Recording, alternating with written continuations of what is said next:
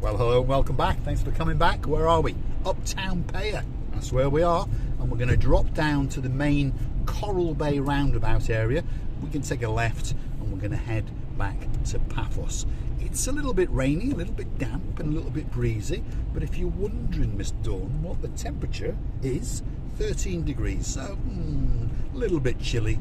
Anyway, have a look at that. There it is. That's the view. The rain has lightened up a little bit, but as you can see, the skies are a little bit, well, Sherlock Holmes, shall we say. Not quite as blue as they should be, and the sea out yonder, if you look very carefully, again, it's not quite that blue, it's a little bit grey. So, let's have the big shout out, shall we? Who's on the breakfast sofa today? Well, Miss Dawn's there, Mr. Sean is there, Miss Anne will be there, and of course Mr. Roger will be there. And squeezed in the middle, that man all the way up from Bonnie, Scotland, Mr. Doug. Have you finished your housework yet, Mr. Doug? He's sitting there, he's kicking back, he's got the frappe, and he's having a bit of a jibber-jabber with all of his companions. And then, of course, just over my right shoulder, flick it on, Mr. Allen, come on. Let's get it speeded up, 7 to 8 miles an hour. Let's break out a sweat for the next 10 to 15 minutes. Thank all of you for joining me, by the way. I really, really do. We're truly humbled that you've come to the channel. We're a nice little family, and we'd like to wish all the luck in the world to our number one, and of course now he is known as Viscount. So, oh yeah, the only Viscount that will ever exist on the channel of Marika and me, the one and only Viscount Paul Butler. And we hope you're well, Mr. Butler. We really, really do. And we hope that you're back with the wonderful woman known as Miss Bev. And we hope that you're back in the Ruby Arms, knocking back a pint or two. Right, where are we? Dropping down through Payer. We're in sort of mid-Payer, I'd say now, as I call it. We've got Uptown Payer, Midtown Payer, and then Downtown Payer. And then across the road to Downtown Payer is Coral Bay. So that is where we are sort of heading at the moment. But we are going to take a left and we're going to go to Paphos. Now, sitting next to me is that man again. Yes, hold on a minute. There he is. Yeah, he won't let me out. I won't let him out. He's trapped in, the child locks are on, and all those sort of things. And we were talking in the earlier video about one of these, well, silly decisions that people make when they get old like me. They want to pop back and I don't know, recreate their youth or whatever it was. I remember having a ride in an S-Class when I was about 12, 13 years of age when we lived in Egypt. And that S-Class was a W126 chassis. I understand now, everyone's getting bored, so click off. There we go. But anyway, it was what's known as the S-Class chassis 126, and that car literally took my breath away.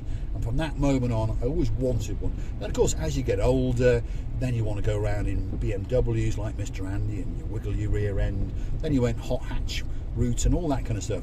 But then as you get that bit older, you start to understand that all of that is just stupid. What you want is a comfortable car. Hence why I drive around in a Mercedes E-Class, which is, without doubt, the greatest car in the world. Not the fastest, not the most reliable, not the biggest, but overall, when you add it all up, it is the greatest car in the world. And there is only one car that is better than an E-Class, and that car is S-Class. An S-Class. And that's what Miss Marika understands as well. And it doesn't matter which generation, doesn't matter how old it is or how new it is, an S-Class is the greatest car in the world. Now, I understand that Bentley and Rolls-Royce would argue, but they're a totally different kettle of fish. They're that little bit too ostentatious, shall we say. If you're a movie star or your royal family, you know, Viscount Paul Butler, perhaps, a Rolls-Royce would suit you. It's a different type of buyer, isn't it? It is. Different type of buyer. It's a different type. It's like of they buyer. said on Top Gear, I drive a Jag. Yes, well, Jags are the same, aren't they? Anyway, here we are, wobbling on about a little rubbish. We're coming up to the main road that links Paphos to Coral Bay. I tell you what, I said we're going to take a left, but first off, we're going to take a right, because there's a lot of people that like to know what is going on in Coral Bay in the wintertime on a rainy day. Well, I can tell you right now, not a lot. Yes, but let's go and have a look. Here we are, Coral Bay, second week of January. The ATM's open if you want some money, and then the Bank of Cyprus is open if you want some more money. That one's closed and that one's closed. For business. Well, that's closed. Anyway, feast your eyes and digest. There's not a lot open. Nope. No, one's open. That was open. So that was the Zeta bar. That's open, and the supermarket is open there. Pharmacy. You've got the smoothie maker. He's open. He's planning on getting a couple of tourists in, and you're going to give them a couple of smoothies. The kiosk bar is open if you want a breakfast or a pint. And look, I know that Mercedes over there. That Mercedes parked there outside Othello's is my Gumbaru, Mr. Demetrius. So he's in his restaurant somewhere. He's ready, probably. He's having a look. Or perhaps he's got a leak or something. Who knows? Hopefully he hasn't. And then you've got the Italian and Cypriot cuisine restaurant over there. That was open. What's that place? Ooh, there you are. Do you want an ice cream? That's open. Blazing salads? That's closed. So Damon Ritchie, you want to get some beans with me in there? You'll have to wait till next summer, I think. Coffee shop. So there's not a lot going on in downtown Coral Bay. David? I'm losing my English, confusing my English. Even though Marika's not here, she's stealing my English. What I meant to say was David. David did ask the other day that what was open in Coral Bay, and I said to him, well, there's a video coming up about Coral Bay, but this one, David, is especially for you. And as you can see, not a lot. It's all the speed bumps. It's the speed bumps, it's scaring people off. Now you imagine coming along these speed bumps in an S-Class. I'll bet you it's that little bit better than it is in an E-Class. So, back to the lunacy and the stupidity of wanting to buy a 27-year-old Mercedes S-Class. What idiot would go and do that? Well, you're looking at him. There we are. That idiot in a blue hat and sunglasses is really, really considering going to Limassol tomorrow to buy a rather nice looking silver with black leather interior S-Class. It's only had 2 owners and it does look immaculate, and apparently it's only done 85,000 miles. Well, that's not a lot in 27 years, and apparently it's been cherished by its 2 owners. Now, if we do buy it, we're going to cherish it as well, and let's hope that it doesn't cherish my wallet, because if it does, well, what can I say? At this time, if you like what you see, hit the like, click subscribe, and why not go through to our About page where you could try and caress my wallet a little bit and perhaps buy us a coffee or 2 or 3. In fact, I'm thinking about doing something stupid and buying an S-Class. I tell you what, push the boat out and get us 4 or 5. We'll convert it into benzene, I promise you, and we'll put it into the tank, and I'm pretty sure the engine will slurp it, and I'm pretty sure there'll be a hole somewhere and it'll drip and drip all over the Coral Bay Strip as we wander around. Anyway, Mr. Jeremy, that's the brother, he's sitting next to me. Hey, give us your thoughts on a W140 chassis S-Class. As I said before, it is the best car. Speak in the up a world, little isn't bit. It is the best car in the world, isn't it? Well, they said it was. They said it was a car where the engineers built it and they'll work the price out afterwards. And by God, they did, because when they launched it in 1991, most of our viewers are in the UK, so we'll give you the UK prices. That car launched at somewhere around £60,000, and it went up to over £100,000. So in today's money, that's got to have doubled. So if you wanted to buy one, you did need to have a couple of bob. And of course, even if you needed to buy one today, you need a couple of bob. And we're going to have a look under the bed, and we're going to find my Uncle Bob, and I'm going to rip his bloody arms off to try and see if I can get the money.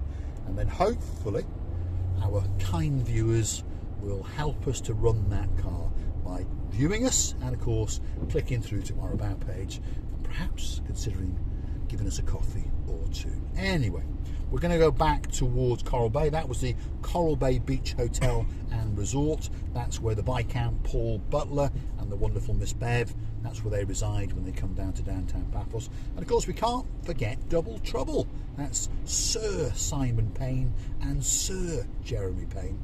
They resided in there as well. And of course Double Trouble, I've met that man. Hello, how you doing? Hope you're There all right. we are. He's wishing you all the best in the new year. And as a bunch of Gumbarus, 4 Gumbarus in an E-Class Mercedes, we picked up Double Trouble. That's Sir Simon and Sir Jeremy, and transported them from downtown Paphos to Coral Bay a couple of months back now. And then of course a week later we picked them up again and transported them back to Paphos, because they like to have a bit of a wiggle and a waggle, these boys. And talking about Coral Bay, Sir Simon, Sir Jeremy. Behind all of these building boards, they're building some new villas, but just over yonder on the left hand side, that is the former home of Arthur Payne, your grandfather, and that's where you spent many a good summer holiday. And you understand that just over yonder to the right is, well, it's not quite so blue today, but it is normally the blue Mediterranean Sea, and it's just off the Coral Bay beach, possibly one of the best beaches in downtown Paphos. Although I think that if you keep going a little bit further, and if you go to the Coralia Bay beach, I think that that beach is that little bit better. But hey, that's only my opinion, and to be honest, my opinion doesn't count for much. I'm the idiot who's going to go and buy a 27-year-old S-Class. It's going to end in complete and utter disaster, that's for sure. And I'm going to end up even more bankrupt than if I had another LaBouffe as well. Because as everyone understands that follows the channel, Miss Ochingwesilia LaBouffe does like to spend a couple of my bobs now and again. And I'm pretty sure that the new love in my life, which will be the W140 chassis S-Class, she's going to rob me blind as well. Anyway, that's one of those buses things in front, blue things. I'm not into them myself, but I understand that a lot of people do like a good bus. And the number on that bus is 615. What does that mean, you're saying? Well, that's the bus that takes you from Paphos and brings you to Coral Bay. And that's the bus that takes you back. Yeah, only €1 for all day. No, I think it's more than that now, isn't it? It's 150. I think it's 150. Anyway, 150. don't quote us on that. You can go on and pay on the bus, or you can get a one-day pass. You can get a weekly pass, and you can get a monthly pass. If you click on the website for, I think it's paphosbussescy.com. But anyway, Google Paphos buses, and they'll give you the timetable and what you have to do. But anyway, that's the bus.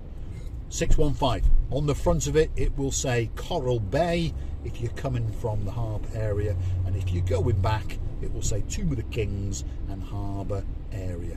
So if you need to come from Coral Bay to Paphos, or Paphos to Coral Bay, the bus you want is 615. Anyway, that's the bus service promotion video all done with.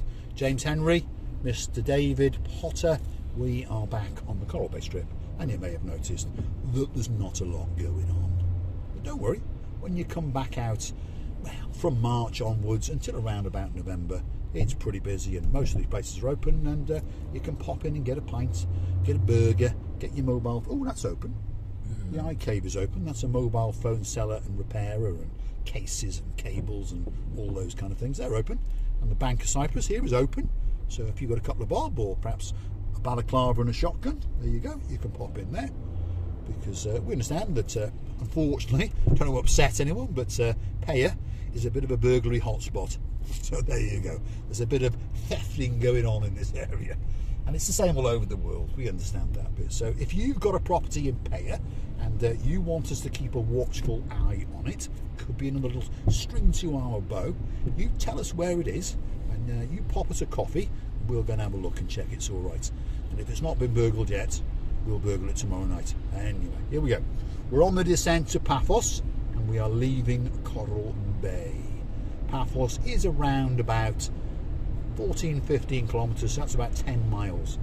And I warn you now, if you've got a car, stolen a car, or renting a car, or even borrowing one perhaps, please be careful on the roads in Paphos. The Gumbaros in blue, they always look grumpy, and they're always standing around outside the road with a cigarette in one hand, a frappe in the other, and a scowl. But when they catch you speeding, oof, do they start to laugh and dance. And they even start to do the chuchka dance as they issue the fine for around about €75. And if you're a tourist, they're going to have that money off you right there and then. Oh yeah, they're not even going to let you go back to the airport. And if you haven't paid it when you get to the airport, you're not getting on your plane. So remember that. Drive around at around about 60 kilometres. If you drive at 60 kilometres anywhere in Paphos, you cannot get caught by the boys in blue. So see, Well, I'm saving you money. Obey the speed limits, just obey it. Most places it's 50, and you are allowed to go around about 20 kilometres over it. So travel at 60. Travel at 60 in a 50. Travel at 60 in the 80. The only place to go faster is if you're on the bypass towards Limassol. And And then 120 is the max you can go, but I would stick to about 110, and you will not get any infringements on your credit card from the boys in blue. Anyway, Gumbaru number 1, Mr. Jeremy sitting next to me. Let's have your thoughts on the classic S-Class. What do you think? Well, do you think it's going to cost us a fortune? That one's the best to buy, isn't it? Because it's got less to go That's wrong. not answering the question, Mr. Mechanic. Do you think it's going to cost us a fortune? Isn't it? It's got less to go wrong. The later models, they had air suspension and all this sort of stuff, and that's one of the big problems because the rubbers perish. It likes to sleep. Yeah. Yes. So it's more standard in that respect, but it's still got other things like self-closing doors and that sort of stuff. So it's quite posh. Yeah. It's got beautiful leather interior, I must say, and it is real leather. Yeah, it's got double glazed windows. Yes, it's got double glazed windows. There you go. So we don't need to call Anglia windows. It's already got voice controls on windows. some things. First car to ever have that. Yes. So anyway, Anglia windows, if you're listening, we've already got double glazing in that Mercedes, so we won't be calling you. Although we may need a conservatory on it. Although it is quite big, isn't it? Because again, it was known as the cathedral. Conversion. Yes, because it was known as the cathedral. So this car, I remember some of the titles it was given. It was known as the cathedral because it was very, very big, and it was known as the most expensive car in the world. It was known as the greatest car in the world, and it was known as the best car in the world. So there we go. I think it's going to be a disaster, but I think I'm going to enjoy wiggling and waggling around with it. And even when I break down on the roadside, I'll get the camera out and I'll show you as I'm staying exceptionally cool, Miss Andrea, because Miss Andrea knows that I am very, very cool indeed. Dressed head to toe in blue, living in the island of love, which is Cyprus. And normally the sky is blue and normally the sea is blue. All it's actually missing is you. So get yourself on a big bird, and if you want to be the narrator on the next video, Miss Maggie, you let me know in March and I'll pick you up in the old girl and you can sit next to me and you can talk us all the way from the downtown Paphos airport into the area known as Paradise, downtown Cato, Paphos. Anyway, Miss Caroline, so sweet. We're on that bit of road where the road surface is absolutely atrocious, so don't forget to keep your bottom on that memory foam cushion. Nigel, you get yourself another big guns and knock it back and it'll take out the pain, I'm pretty sure. So, where are we? Well, this is downtown Kissonaga. There's a few bits and bobs going on, restaurants, cafes. I believe the best coffee shop in this area is over there, just on the right hand side. That's the Rafe Cafe, and it's tacked onto a supermarket which is written in Greek, so I can't say that name, and neither can you. That side there's all sorts of bits and bobs going on as well, and then down here there's more shops. So if you're in a hotel or a villa in this area, to be honest, you know, anything you can want is around, but to be honest, you are going to need a hire car if you want to get to where the action really is, which is downtown Paphos. You've got the Revival shop, that's a friend of ours there on the side, and that also runs the Paphos Post newspaper, so that gives you all the things that are going on in and around the Paphos area in English. And what's coming up over here? Another hotel. I think this one was called the Lara Beach or something like that, and now it's called the Atlantica. There we go. Been bought up by another hotel chain.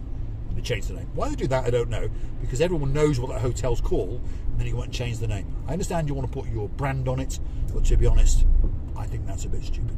What's this restaurant called here?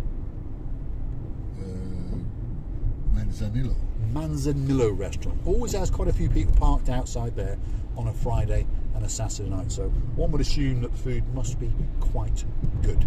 Now, the next little place we're going to pass through is going to be known as Lower Clorica, and in there's quite a few hotels where some of our Gumbarus stay. You've got the Azure, you've got the, I think it's called the Lara, is it? I'm not sure again, but when we get there we'll clarify what it's called, but it's got a beach splashing resort with it, all that kind of stuff, splash park, whatever you want to call it. So if you want to go splashing around before you get the blue Mediterranean Sea, this could be the perfect hotel for you. And then at the crossroads, if you were to go left, you'd go up into Uptown Clorica, and if you were to go right, well, you'd drive straight into the foyer of the St. George Hotel, literally on the Clorica beachfront. There we go. So feast your eyes and digest. The important bit of information is a kebab shop there. And there's a kebab shop there. There you go. If you want a pork kebab, chicken kebab, that's the place to go. That's the most If you want a important curry, Papadom's. There you go. That's Papadom's, the Indian restaurant on the left-hand side. There's the Helios Bay. We know some of the barrows have stayed there. You've got restaurants, bars, and shops, and then you've got the Azure. That's a good bar. What's it called? The New Horizon pub. New Horizon pub there, and then this Baccarat, is the Baccarat. That's where I used to romance watching Receiving a Crazy Booth. golf course across the road. You've got the Mario's Crazy Golf. We've got another narrator in the car, and he's Well, I know flashing you're up also ideas. concentrating on your driving these things. I never concentrate on my driving. Never. Who cares about the driving bit? Yeah, this one's Leonardo Laura. Ah, okay. So this one's the Beach and Leonardo Splash Resort. Laura Beach and Splash Resort. Again, we've never stormed that reception. Water slides and bits and bobs. There you go. And this, I think, is where we're going to come to an end, because it's going to get a bit dangerous now because the weather is starting to pick up. And I do need to start paying attention. So I'm going to say thanks for watching. If you like what you see, hit the like and click subscribe. Don't forget to come back for that little bit more of our insanity. If you really like what you see, go and hit the buy me a coffee icon. We'll convert it into benzene, which is liquid petrol. Pop it in the tank, and we'll be able to bring you some more and more of these videos. That's a sad looking man walking in the rain. They don't like the rain. No. Neither Do we? I. No, neither do us. Neither do us. Anyway, thanks for watching, and we'll see you in the next one. I do think we're not going to go buy an S-Class, but I'm going to buy it anyway. There you go. What would you say if the camera wasn't on? You only live once. Yeah, well, we'll probably die It's very a cheap soon. way of finding out whether you like it or not. It's a cheap way. There we are. That's 10 grand of my money gone again. Thanks for You watching. just bury it on the beach.